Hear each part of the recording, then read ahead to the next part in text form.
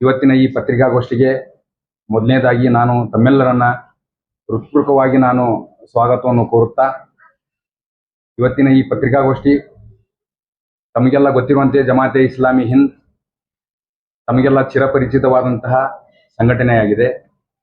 ಕಳೆದ ಹಲವಾರು ದಶಕಗಳಿಂದ ಜಮಾತೆ ಇಸ್ಲಾಮಿ ಹಿಂದ್ ವಿಶಿಷ್ಟವಾದಂತಹ, ವಿನೂತನವಾದಂತಹ ಮತ್ತು ಸೌಹಾರ್ದಯುತವಾದಂತಹ ಹಲವು ಕಾರ್ಯಕ್ರಮಗಳನ್ನು ನಡೆಸುತ್ತಾ ಬಂದಿರುವುದು ತಮಗೆಲ್ಲ ಗಮನಕ್ಕೆ ಬಂದಿರುವಂತಹ ವಿಷಯ. ಈ ನಿಟ್ಟಿನಲ್ಲಿ ಇವತ್ತು ರಾಜ್ಯಾದ್ಯಂತ ಜಮಾತೆ ಇಸ್ಲಾಮಿ ಹಿಂದ್ ಒಂದು ಅಭಿಯಾನ ನಡೆಸ್ತಾ ಇದೆ. ಆ ಅಭಿಯಾನದ ಧ್ಯೇಯೋದ್ದೇಶಗಳೇನು ಮತ್ತು ಸ್ಥಾನೀಯ ಮಟ್ಟದಲ್ಲಿ ಯಾವೆಲ್ಲ ಕಾರ್ಯಕ್ರಮಗಳನ್ನು ಜಮಾತೆ ಇಸ್ಲಾಮಿ ಹಿಂದ್ ಹಮ್ಮಿಕೊಳ್ತಾ ಇದೆ ಎನ್ನುವಂಥ ಹಲವಾರು ವಿಚಾರಗಳನ್ನು ಇವತ್ತಿನ ಈ ಪತ್ರಿಕಾಗೋಷ್ಠಿಯಲ್ಲಿ ತಮಗೆಲ್ಲ ಮಾಹಿತಿಯನ್ನು ನೀಡಲಾಗ್ತಾ ಇದೆ. ಇವತ್ತಿನ ಈ ನಮ್ಮ ಪತ್ರಿಕಾಗೋಷ್ಠಿಯಲ್ಲಿ ಬೆಳಗಾವಿ ವಿಭಾಗೀಯ ಸಂಚಾಲಕರಾದಂತಹ ಜನಾಬ್ ಮೆಹಬೂಬ್ ಆಲಂ ಬಡಗನ್ ಅವರು ಕೂಡ ಇದ್ದಾರೆ. ಅದೇ ರೀತಿ ಜಮಾತೆ ಇಸ್ಲಾಮಿನ ಹಿರಿಯ ಸದಸ್ಯರಾದಂತಹ ಮೊಹಮ್ಮದ್ ತಾಜುದ್ದೀನ್ ಸಾಹೇಬರು ಕೂಡ ಇದರಲ್ಲಿ ಇದ್ದಾರೆ. ಮತ್ತು ಈ ಅಭಿಯಾನದ ಸಂಚಾಲಕರಾದಂತಹ ಜನಾಬ್ ಅಬ್ದುಲ್ ರೆಹಮಾನ್ ಬೆಳೆಕುದುರಿ ಅವರು ಕೂಡ ಈ ನಮ್ಮ ಒಂದು ಪತ್ರಿಕಾಗೋಷ್ಠಿಯಲ್ಲಿ ಉಪಸ್ಥಿತರಿದ್ದಾರೆ. ಅದೇ ರೀತಿ ನಮ್ಮ ಸ್ಥಾನೀಯ ಕಾರ್ಯದರ್ಶಿಯಾದಂತಹ ಮೊಹಮ್ಮದ್ ಯಾಸಿನ್ ಗಬ್ಬೂರ್ ಅವರು ಕೂಡ ಈ ಒಂದು ಪತ್ರಿಕಾಗೋಷ್ಠಿಯಲ್ಲಿ ಇದ್ದಾರೆ. ಕಾರಣ ತಾವೆಲ್ಲರೂ ಈ ಒಂದು ಪತ್ರಿಕಾಗೋಷ್ಠಿಯಲ್ಲಿ ಹಲವಾರು ವಿಚಾರಗಳನ್ನು ಇಲ್ಲಿ ಉಪಸ್ಥಿತಪಡಿಸಲಾಗ್ತಾ ಇದೆ. ತಾವೆಲ್ಲರೂ ಶಾಂತ ರೀತಿಯಿಂದ ಆ ಸೃಷ್ಟಿಕರ್ತನ ನಾಮದಿಂದ ಮಾನ್ಯ ಮಾಧ್ಯಮ ಪ್ರತಿನಿಧಿಗಳು ಹಾಗೂ ಉಪಸ್ಥಿತರಿರುವ ಎಲ್ಲರಿಗೂ ಹಾರ್ದಿಕ ಸ್ವಾಗತ ಕೋರ್ತಾ, ಅಸ್ಸಲಾಮು ಅಲೈಕುಂ ವರಹಮತುಲ್ಲಾಹಿ ಬರ್ಕಾತುಹು. ಇಂದು ನಾವು ಸೇರಿರುವುದು ಜಮಾತೆ ಇಸ್ಲಾಮಿ ಹಿಂದ್ ಕರ್ನಾಟಕ ವತಿಯಿಂದ ನ್ಯಾಯದ ಹರಿಕಾರ ಪೈಗಂಬರ್ ಮೊಹಮ್ಮದ್ ಸಲ್ಲಲ್ಲಾಹು ಅಲೈಹಿ ವಸಲ್ಲಮರ ಎಂಬ ಶೀರ್ಷಿಕೆ ಅಡಿಯಲ್ಲಿ ರಾಜ್ಯಾದ್ಯಂತ ನಡೆಯಲಿರುವ ಸೀರತ್ ಅಭಿಯಾನವನ್ನು ಪರಿಚಯಿಸಲು ಪ್ರವಾದಿ ಮೊಹಮ್ಮದ್ ಸಲ್ಲಲ್ಲಾಹು ಅಲೈಹಿ ವಸಲ್ಲಂ ಅವರ ಮಾನವೀಯತೆ, ನ್ಯಾಯ ಹಾಗೂ ದಯೆಯ ಸಂದೇಶವನ್ನು ನೀಡಿದ ಮಹಾನ್ ವ್ಯಕ್ತಿತ್ವ, ಅವರ ಜೀವನ ಬೋಧನೆಗಳನ್ನು ಸಮಾಜದ ಪ್ರತಿಯೊಬ್ಬರಿಗೂ ತಲುಪಿಸುವ ಉದ್ದೇಶದಿಂದ ಸೆಪ್ಟೆಂಬರ್ 3ರಿಂದ ಸೆಪ್ಟೆಂಬರ್ 14ರವರೆಗೆ ರಾಜ್ಯದ ವಿವಿಧೆಡೆ ಸಂವಾದ, ವಿಚಾರಗೋಷ್ಠಿ, ಸಾರ್ವಜನಿಕ ಸಭೆಗಳು ಹಾಗೂ ಸಮಾಜ ಸೇವಾ ಕಾರ್ಯಕ್ರಮಗಳು ನಡೆಯಲಿವೆ. ಈ ಅಭಿಯಾನದ ಅಂಗವಾಗಿ ಶಾಂತಿ ಪ್ರಕಾಶನದಿಂದ ಪ್ರವಾದಿ ಸಲ್ಲಲ್ಲಾಹು ಅಲೈಹಿ ವಸಲ್ಲಮರ ಜೀವನದ ಬಗ್ಗೆ ಹಾಗೂ ಅವರ ಸಂದೇಶಗಳ ಬಗ್ಗೆ 2 ಪುಸ್ತಕಗಳನ್ನು ಬಿಡುಗಡೆ ಸಹ ಮಾಡಲಾಗುತ್ತಾ ಇದೆ. ಇಂದು ಈ ಪತ್ರಿಕಾಗೋಷ್ಠಿಯ ಮೂಲಕ ನಾವು ಈ ಕಾರ್ಯಕ್ರಮದ ಮುಖ್ಯ ಉದ್ದೇಶ ಹಾಗೂ ರಾಜ್ಯಾದ್ಯಂತ ನಡೆಯಲಿರುವ ಚಟುವಟಿಕೆಗಳನ್ನು ನಿಮಗೆ ಹಂಚಿಕೊಳ್ಳುತ್ತಿದ್ದೇವೆ. ಇದರ ಕುರಿತು ವಿಸ್ತಾರವಾಗಿ ನಮ್ಮ ಸ್ಥಾನಿಕ ಜಮಾತೆ ಇಸ್ಲಾಮಿ ಹಿಂದ್ ವತಿಯಿಂದ ಕೆಲವು ಕಾರ್ಯಕ್ರಮಗಳನ್ನು ಹಮ್ಮಿಕೊಂಡಿದ್ದೀವಿ. ಆ ಕಾರ್ಯಕ್ರಮಗಳ ಬಗ್ಗೆ ವಿವರವಾಗಿ ನಮ್ಮ ಮಾನ್ಯ ಹಿರಿಯ ಸದಸ್ಯರಾದ ಮೊಹಮ್ಮದ್ ತಾಜುದ್ದೀನ್ ಸಾಹೇಬರು ತಮ್ಮ ಮುಂದೆ ಇಡಲಿದ್ದಾರೆ. ಅದಕ್ಕೆ ಅವರಿಗೆ ನಾನು ಆಹ್ವಾನಿಸ್ತಾ ಇದ್ದೇನೆ. ಸಕಲ ವಿಶ್ವ ಚರಾಚರಗಳ ಸೃಷ್ಟಿಕರ್ತನಿಗೆ ಮೀಸಲು. ಆತ್ಮೀಯ ಮಾಧ್ಯಮ ಪ್ರತಿನಿಧಿಗಳೇ, ಜಮಾತೆ ಇಸ್ಲಾಮಿ ಹಿಂದ್ ವತಿಯಿಂದ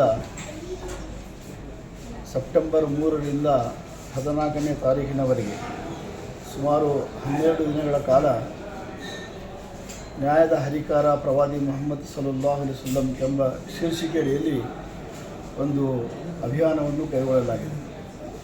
ನಾಡಿನಾದ್ಯಂತ ಈ ಅಭಿಯಾನದ ಮೂಲಕ ಪ್ರವಾದಿ ಮೊಹಮ್ಮದರ ಪರಿಚಯ ಮತ್ತು ಅವರ ಸಂದೇಶ, ಅವರ ವ್ಯಕ್ತಿತ್ವ ಮತ್ತು ಅವರು ಮಾಡಿದಂತಹ ಸಾಧನೆ ಯಾವುದು ಅನ್ನೋದರ ಬಗ್ಗೆ ನಾನು ಕೆಲವು ನಿಮಿಷಗಳಲ್ಲಿ ಬಹಳ ಸಂಕ್ಷಿಪ್ತವಾಗಿ ತಮ್ಮ ಮುಂದೆ ವಿಚಾರವನ್ನು ಇಡ್ತಾ ಇದ್ದೇನೆ.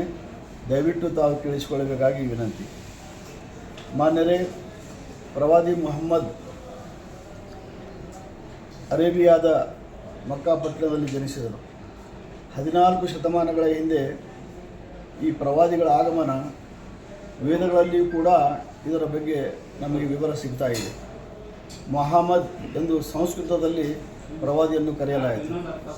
ಅದೇ ರೀತಿಯಾಗಿ ಭಾರತದ ಒಬ್ಬ ರಾಜರು ಕೂಡ ಪ್ರವಾದಿಯವರನ್ನು ಚಿದಾನಂದ ಎಂಬ ಹೆಸರಿನಿಂದ ಕರೆದಿದ್ದುಂಟು. ಈ ಪ್ರವಾದಿ ಮೊಹಮ್ಮದರು ಪ್ರವಾದಿಗಳೆಂದರೆ ಸೋಕಾಲ್ಡ್ ಪ್ರವಾದಿಯಲ್ಲ, ಬದಲಾಗಿ ದೇವನು ನಿಯೋಜಿತರನ್ನಾಗಿ ನೇಮಿಸಿದಂತಹ ಒಬ್ಬ ಪ್ರವಾದಿ. ದೇವನು ತನ್ನ ಕಡೆಯಿಂದ ಈ ಭೂಮಿಯಲ್ಲಿ ಎಲ್ಲ ಸಮುದಾಯಗಳಲ್ಲಿ ಎಲ್ಲ ಜನಾಂಗಗಳಲ್ಲಿಯೂ ಕೂಡ ಪ್ರವಾದಿಗಳು ಆಗಮಿಸಿದ್ದಾರೆ. ಆ ಪ್ರವಾದಿಗಳ ಕೊನೆಯ ಕೊಂಡಿಯಾಗಿ ಪ್ರವಾದಿ ಮೊಹಮ್ಮದರನ್ನು ಈ ಭೂಮಿಯ ಮೇಲೆ ಕಳುಹಿಸಲಾಯಿತು. ಅದರ ಜೊತೆಗೆ ಪ್ರವಾದಿಯವರಿಗೆ ಹೇಳಲಾಯಿತು, ನಾನು ನಿಮ್ಮನ್ನು ಮನುಕುಲದ ಮಾರ್ಗದರ್ಶನಕ್ಕಾಗಿ ಕಳುಹಿಸ್ತಾ ಇದ್ದೇನೆ, ವಿಶ್ವ ಮನುಕುಲದ ವಿಮೋಚನೆಗಾಗಿ ನಿಮ್ಮನ್ನು ನಾನು ಕಳುಹಿಸ್ತಾ ಇದ್ದೇನೆ ಎಂದು ಅಲ್ಲಾಹನು ಕುರಾನ್ನಲ್ಲಿ ಹೇಳ್ತಾ ಇದ್ದಾನೆ. ಪ್ರವಾದಿಯ ಸರಿಯಾದ ಪರಿಚಯ ನನಗೆ ಆಗಬೇಕೆಂದರೆ ಕುರಾನ್ನಲ್ಲಿ ಅದರ ಬಗ್ಗೆ ಸಾಕಷ್ಟು ವಿವರಗಳಿವೆ. ಅತ್ಯಂತ ಅಧಿಕೃತವಾದಂತಹ ಕುರಾನ್ ಗ್ರಂಥ ಅದು ದೇವವಾಣಿ, ಅದು ಪ್ರವಾದಿಯ ವಾಣಿಯಲ್ಲ. ಹಾಗೂ ಪ್ರವಾದಿಯವರು ಕೂಡ ಅದನ್ನು ಬರೆದಿದ್ದಿಲ್ಲ. ಬದಲಾಗಿ ದೇವನು ಅವರ ಮೇಲೆ ಹಂತ ಹಂತವಾಗಿ ಸುಮಾರು 23 ವರ್ಷಗಳ ಕಾಲ ಅವರ ಮೇಲೆ ಕುರಾನನ್ನು ಅವತರಿಸಿದರು. ಆ ಕುರಾನ್ನಲ್ಲಿ ಪ್ರವಾದಿಯವರ ಬಗ್ಗೆ ಹೇಳಲಾಯಿತು, ನಾವು ನಿಮ್ಮನ್ನು ಮನುಕುಲದ ವಿಮೋಚನೆಗಾಗಿ ನಾವು ನಿಮ್ಮನ್ನು ಕಳಿಸಿದ್ದೇವೆ. ನೀವು ಕರುಣಾಮಯಿಯಾಗಿದ್ದೀರಿ, ನೀವು ಅನುಗ್ರಹಿತವಾಗಿದ್ದೀರಿ. ಹೀಗಾಗಿ ಪ್ರವಾದಿ ಮೊಹಮ್ಮದರು ಕೇವಲ ತಮ್ಮ ಜನತೆ ತಮ್ಮ ಸಮುದಾಯಕ್ಕೆ ಮಾತ್ರ ಪ್ರೀತಿಸಿದವರಲ್ಲ, ಬದಲಾಗಿ ಪ್ರವಾದಿ ಮೊಹಮ್ಮದರಿಗೆ ಶತ್ರು ವತ್ಸಲ ಎಂದು ಕರೆಯಲಾಗ್ತಾ ಇದೆ. ಶತ್ರುಗಳನ್ನು ಕೂಡ ಪ್ರವಾದಿಯವರು ಪ್ರೀತಿಸಿದ್ದುಂಟು, ಹಾಗೂ ಶತ್ರುಗಳೊಂದಿಗೆ ನ್ಯಾಯವನ್ನು ಕೂಡ ಪಾಲಿಸಿದ್ದುಂಟು. ಒಂದು ನ್ಯಾಯಯುತವಾದಂತಹ ವ್ಯವಸ್ಥೆಯನ್ನು ಪ್ರವಾದಿ ಮೊಹಮ್ಮದರು ಈ ಜಗತ್ತಿನಲ್ಲಿ ಸ್ಥಾಪಿಸಿದರು. ಪ್ರಜಾಸತ್ತಾತ್ಮಕ ರಾಷ್ಟ್ರವನ್ನು ಪ್ರವಾದಿಗಳು ಸ್ಥಾಪಿಸಿದರು. ಸಮಾನತೆ, ಮಾನವೀಯತೆ ಮತ್ತು ನ್ಯಾಯಯುತವಾದಂತಹ ಒಂದು ಸಮಾಜದಲ್ಲಿ ಪ್ರವಾದಿ ಮೊಹಮ್ಮದರು ತಮ್ಮ ಸಂದೇಶವನ್ನು ಜನರಿಗೆ ಈ ರೀತಿಯಾಗಿ ತಿಳಿಸಿದ್ದಾರೆ. ಅದಕ್ಕಾಗಿ ಇದು ನಮ್ಮ ಹೊಣೆಗಾರಿಕೆ ಆಗಿದೆ. ಪ್ರವಾದಿ ಮೊಹಮ್ಮದರ ಸಂದೇಶಗಳನ್ನು ನಮ್ಮ ಇತರ ಮುಸ್ಲಿಮೇತರ ಬಂಧುಗಳು ಯಾಕೆ ಕೇಳಿಸಿಕೊಳ್ಳಬೇಕು? ಪ್ರವಾದಿ ಮೊಹಮ್ಮದರು ಮುಸ್ಲಿಮರ ಪ್ರವಾದಿಯಾಗಿದ್ದಾರೆ ಎನ್ನುವಂಥ ಒಂದು ಮಾತು ವಾಡಿಕೆಯಲ್ಲಿದೆ. ಆದರೆ ಪ್ರವಾದಿ ಮೊಹಮ್ಮದರು ಕೇವಲ ಮುಸ್ಲಿಮರ ಪ್ರವಾದಿಯಲ್ಲ, ಬದಲಾಗಿ ಅವರು ವಿಶ್ವ ಮಾನವ ಕುಲದ ಪ್ರವಾದಿಯಾಗಿದ್ದಾರೆ. ವಿಶ್ವ ಮಾನವ ಕುಲದ ಮಾರ್ಗದರ್ಶನಕ್ಕಾಗಿ ಆ ಪ್ರವಾದಿಯವರನ್ನು ಕಳುಹಿಸಲಾಯಿತು. ಹಾಗಾಗಿ ಪ್ರವಾದಿ ಮೊಹಮ್ಮದರು ಏಕದೇವತ್ವ, ಪ್ರವಾದಿತ್ವ ಮತ್ತು ಪರಲೋಕ ಪ್ರಜ್ಞೆ ಈ 3 ತತ್ವದ ಆಧಾರಗಳಲ್ಲಿ ಒಂದು ನ್ಯಾಯಯುತವಾದಂತಹ ಒಂದು ಸಮಾನತೆಯ ಕಲ್ಯಾಣ ರಾಷ್ಟ್ರವನ್ನು ಸಂಸ್ಥಾಪಿಸಿ ಹೋಗಿದ್ದಾರೆ. ಇದು ಇತಿಹಾಸದಲ್ಲಿರುವಂತಹದ್ದು. ಇದು ಕೇವಲ ವಾಡಿಕೆಯಲ್ಲಿರುವಂತಹದ್ದಲ್ಲ, ಬದಲಾಗಿ ಪ್ರಾಯೋಗಿಕವಾಗಿ ಈ ತತ್ವಗಳ ಮೂಲಕ ಏಕದೇವತ್ವ ಎಂದರೆ ಈಗಿರುವ ಅನೇಕಾರು ದೇವರುಗಳನ್ನು ಜನರು ಪೂಜಿಸ್ತಾ ಇದ್ದಾರೆ. ಆ ಎಲ್ಲ ದೇವರುಗಳಲ್ಲಿ ಯಾವುದಾದ್ರೂ ಒಂದು ದೇವರನ್ನು ಕರೆದು ಪೂಜಿಸುವುದಿಲ್ಲ, ಬದಲಾಗಿ ನಿಜವಾದ ದೇವ ಯಾವನಿದ್ದಾನೆ, ಭೂಮಿ, ಆಕಾಶ ಮತ್ತು ಅದರೊಳಗೊಂಡಿರುವ ಸಕಲ ಚರಾಚರ ಜಗತ್ತನ್ನು ಸೃಷ್ಟಿಸಿ ಪರಿಪಾಲಿಸುತ್ತಿರುವ ಆ ಪಾಲಕ ಪ್ರಭು, ಆ ದೇವನನ್ನು ಮಾತ್ರ ನೀವು ಪೂಜಿಸಬೇಕೆಂದು ಪ್ರವಾದಿಗಳು ಹೇಳಿದ್ದು. ಬಸವಣ್ಣನವರು ಕೂಡ ಹೇಳ್ತಾರೆ, ಇಬ್ಬರು ಮೂವರು ದೇವರೆಂದು ಉಬ್ಬಿ ಮಾತಾಡಬೇಡ, ದೇವನೊಬ್ಬ ಕಾಣಿರೋ ಇಬ್ಬರು ಹುಸಿ ನೋಡ. ವೇದಗಳಲ್ಲಿ ಬರ್ತಾ ಇದೆ, ಏಕಂ ಸತ್ ವಿಪ್ರಾಬಹುದಾವದಂತಿ, ಸತ್ಯ ಅನ್ನುವಂತಹದ್ದು ಒಂದೇ ಒಂದಿದೆ, ಆದರೆ ಜನರು ಅದನ್ನು ಬೇರೆ ಬೇರೆ ಹೆಸರಿನಿಂದ ಕರೀತಾ ಇದ್ದಾರೆ ಅಂತ. ಹೀಗಾಗಿ ಈ ಲೋಕಕ್ಕೆ ಬಂದಂತಹ ಎಲ್ಲ ಧರ್ಮಗಳಲ್ಲಿ ಎಲ್ಲ ದೈವಿಕ ಗ್ರಂಥಗಳಿರುವಂತಹ ಸಂದೇಶ ಏನೆಂದರೆ ಅದು ಏಕದೇವ ವಿಶ್ವಾಸ ಮತ್ತು ಏಕದೇವ ಆರಾಧನೆ. ಅದೇ ಸಂದೇಶವನ್ನು ಪ್ರವಾದಿ ಮೊಹಮ್ಮದರು ಅತ್ಯಂತ ಕೊನೆಯದಾಗಿ ಧರ್ಮದ ಪರಿಪೂರ್ಣತೆಗಾಗಿ ಅವರು ಆಗಮಿಸಿದರು ಅರಬ್ ರಾಷ್ಟ್ರದಲ್ಲಿ. ಹಾಗಾಗಿ ಅರಬ್ ರಾಷ್ಟ್ರದಲ್ಲಿ ಜನಿಸಿದ ಮಾತ್ರಕ್ಕೆ, ಅವರ ಮಾತೃಭಾಷೆ ಅರಬಿಯಾದ ಮಾತ್ರಕ್ಕೆ ಅದು ಕೇವಲ ಅರಬಿಗಳಿಗೆ ಸೀಮಿತವಲ್ಲ, ಬದಲಾಗಿ ಅದು ಎಲ್ಲರಿಗಾಗಿ ಬಂದಂತಹ ಒಂದು ಸಂದೇಶವಾಗಿದೆ. ಹಾಗಾಗಿ ನಾನು ಮುಗಿಸ್ತಾ ಇದ್ದೇನೆ. ಪ್ರವಾದಿ ಮೊಹಮ್ಮದರು ಈ ಒಂದು ಏಕದೇವತ್ವದ ಆಧಾರದಲ್ಲಿ ಒಂದು ರಾಷ್ಟ್ರವನ್ನು ಸಂಸ್ಥಾಪಿಸಿದರು. ಪ್ರವಾದಿತ್ವ ಎಂದರೆ ಪ್ರವಾದಿ ಮೊಹಮ್ಮದರು ಪ್ರವಾದಿಗಳು, ಅಂದರೆ ಕೊನೆಯ ಪ್ರವಾದಿಗಳು. ಈ ಭೂಮಿಗೆ ಬಂದಂತಹ ಎಲ್ಲ ಪ್ರವಾದಿಗಳಲ್ಲಿ ಪ್ರವಾದಿ ಮೊಹಮ್ಮದರು ಕೊನೆಯವರು.